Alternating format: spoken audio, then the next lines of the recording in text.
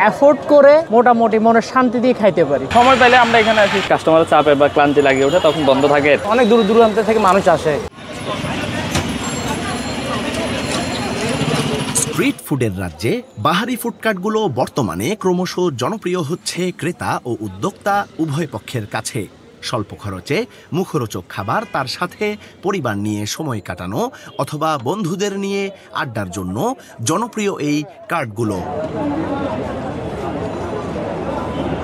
এই ফুডকার্টগুলোকে ঘিরে দিনের কর্মব্যস্ততা শেষে সন্ধ্যা থেকে নতুন এক আনন্দময় ব্যস্ততার কবলে পড়ে চট্টগ্রামের আগ্রাবাদ কমার্শিয়াল এরিয়া।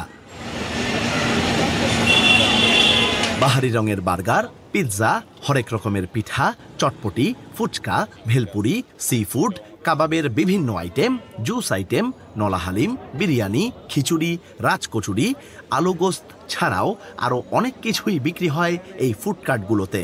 মানে খাদ্যটা হলো কি ওই যে মনের শান্তির ঠিক কেন্দ্রবিন্দু। স্ট্রিট ফুডগুলো এমন একটা জায়গা যে আমরা অ্যাফোর্ড করে মোটামুটি মনের শান্তি দিয়ে খাইতে পারি। তো যার কারণে অ্যাফোর্ড বলেন সব কিছু অ্যাভেলেবেল আছে, আমরা আসলে এগুলো খেয়ে শান্তি পাই, যার কারণে এখানে বারবার আসা। সময় পেলে আমরা এখানে আসি, খেতে আসি, ফ্রেন্ড সার্কেলদেরকে নিয়ে আসি। আমি সবসময় খাই, আমার একটা দোকান আছে। ওনার হালিমটা ভালো লাগে বিধায় আমরা দূর দূরান্ত থেকে এখানে আসি। এখানে আসা হয়, খাওয়া হয়, এমনি টেস্ট অনেক ভালো। কারো ব্যবসার বয়স 1 মাস, কারো বা 3-4 বছর। তরুণ শিক্ষিত উদ্যোক্তাদের মাঝে এই ব্যবসা করার প্রবণতা বেশি দেখা যাচ্ছে। কেউ বা চাকুরি ছেড়ে উদ্যোক্তা হওয়ার লক্ষ্যে, কেউ বা পেটের দায়ে শুরু করেছেন এই ব্যবসা। জব করতাম আমি আগে মাতার বাড়ি কয়লা বিদ্যুতে, তো ওটা শেষ হয়ে যাওয়ার পরে কন্ট্রাক্ট চিন্তা করলাম যে এখান থেকেই একটা হাতের কাজ পারি, শখের বসেও বলতে গেলে আসলে। তো ওই জন্য ওখান থেকে স্ট্রিট ফুডে চলে আসে আর কি। পিজা মূলত 3 ধরনের সাইজ আছে, 8, 10, 12 3টে সাইজ আছে।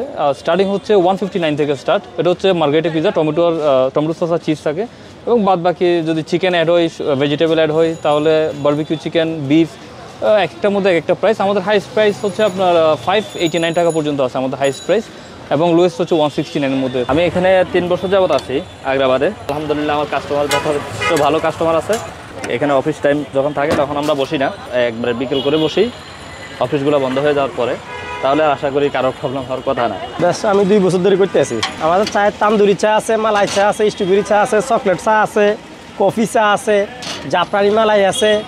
এই চাগুলোর মূল্য হয়েছে আপনার তান্দুরি চা 40 টাকা, মালাই হয়েছে 50 টাকা, তান্দুরি কফি 50 টাকা, তান্দুরি মালাই আছে 80 টাকা, স্ট্রবেরি চা আছে 50 টাকা। আমাদের এখানে অতিরিক্ত কোনো ঝাল নাই এবং অতিরিক্ত কোনো তেল নাই, যা মানুষের মুখে রুচিশীল। আল্লাহর রহমতে ভালো হয়, আসে অনেক দূর দূরান্ত থেকে মানুষ আসে। 2018 থেকেই আগ্রাবাদে আমরা স্ট্রিট ফুডের কাজ শুরু করছি। তো যখন শুরু করছি তখন আসলে হয়তো স্ট্রিট ফুড এত জনপ্রিয় হয়ে উঠে নাই, আমরা শুধুমাত্র বার্গার এবং মোমো দিয়ে শুরু করছিলাম। এখন আলহামদুলিল্লাহ স্ট্রিট ফুড অনেক জনপ্রিয় হয়ে উঠছে, এবং মানুষ রাস্তায় খাবার কেন খাবে? মানুষ রাস্তায় খাবার কারণ হচ্ছে আপনি কম দামে যদি কোয়ালিটি ফুড পান, সেক্ষেত্রে আপনি অবশ্যই রাস্তা থেকে ভালো খাবার খেতে পারবেন। প্রতিদিন প্রচুর মানুষের সমাগম ঘটে এই ফুডকার্টগুলোতে। কথা বলে জানা যায় তাদের ভালো লাগার জায়গা থেকেই রেস্টুরেন্ট বাদ দিয়ে এখানে খেতে আসা। স্ট্রিট ফুড তো খেতে ভালোই লাগলো, আমরা এর আগেও একবার আসছিলাম, ভালোই লাগছে খেয়ে, এই জন্য আবার দ্বিতীয়বার আসলাম টিম সহ। প্রাইসটা রিজনেবল আছে, মানে সাধারণ মানুষের জন্য খাওয়া উপযুক্ত। আগ্রাবাদ আসলে এদিকে চলে আসি, প্রথম থেকে এদিকে চলে আসি। এদিকে আমার বন্ধুর এখান থেকে ও যেটা বেটার সাজেস্ট করে ওইটা খাই আমরা। যেমন বলছো আজকে সাবস্টেন্স যদি ভালো হবে, এটা ট্রাই করতেছি আমরা। স্ট্রিট ফুডে তো খেতে ভালো লাগে, ওই আমরা একটু অনেক সময় একটু হাইজানিক ব্যাপারটা নিয়ে একটু টেনশন করি আর কি।